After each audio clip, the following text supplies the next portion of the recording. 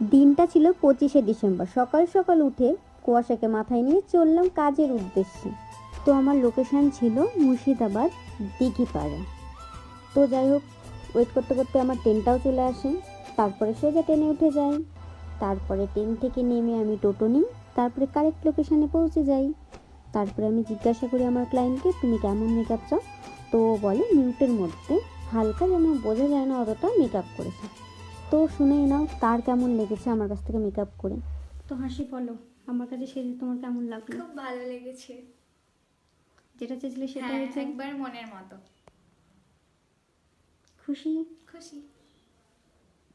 ওর মুখ থেকে তো শোনাইলে, এবার তোমরা বলো।